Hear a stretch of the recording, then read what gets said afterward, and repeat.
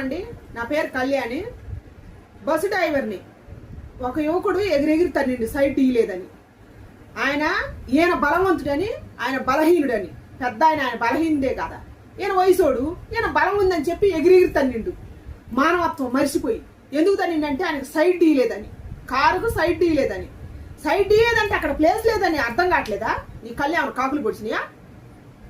అంత తొందరగా దాటేసుకుని పోయి ఏం చేయాలని, ఎవరికి యాక్సిడెంట్లు చేయాలని? ఇట్ట కాదా తొందరపడి నిర్ణయాలు తీసుకొని యాక్సిడెంట్లు అయ్యి ప్రాణం కన్నా ఎక్కువ. ఆగితే ఏమైంది? ఒక 2 నిమిషాలు 3 నిమిషాలు ఆగితే ఏమైంది? తొందరపడిపోతావు, యాక్సిడెంట్ అయింది, చచ్చిపోతావు. అప్పుడేమి నడుపుతావు? అప్పుడెవరు నువ్వు పడతావు? ఏం పోయింది? దయచేసి మారండి. ఒక 10 నిమిషాలు ఆగినంత మాత్రాన్ని పోయేది ఏమి లేదు. ప్రాణం పోతే తిరిగి తీసుకురాలేవు. ప్రాణం కన్నా ఏది ఎక్కువ కాదు. దయచేసి మన ప్రాణాలకు మనం ఇలువ ఇయ్యాల. ఇలువ ఇత్తేనే బాగుంటుంది. ఎదటి ప్రాణాలకు కూడా ఇలువ ఇయ్యాల, ఎదటి మనిషికి కూడా. ఇప్పుడు నీ వల్ల నీకు నష్టం జరగకపోవచ్చు, ఎదటికి నష్టం జరగవచ్చు నీ వల్ల. అట్ట చాలా జరిగినాయి. అందుకని మారాల.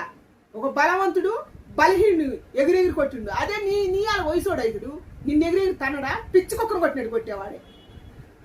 నీ తప్పుకు ప్రాయశ్చిత్తం జరిగిందిగా. నిన్ను పట్టకపోయి ఇప్పుడు పోలీస్ స్టేషన్లో పెట్టారుగా. ఇప్పుడు నా తప్పు అంటే జరిగిపోద్దా? శిక్ష అయితే పడకుండా ఉండదుగా. అందుకని ఇట్టాటి వాళ్ళని చూసి సిగ్గు తెచ్చుకోవాలని నేను కోరుకుంటున్నా.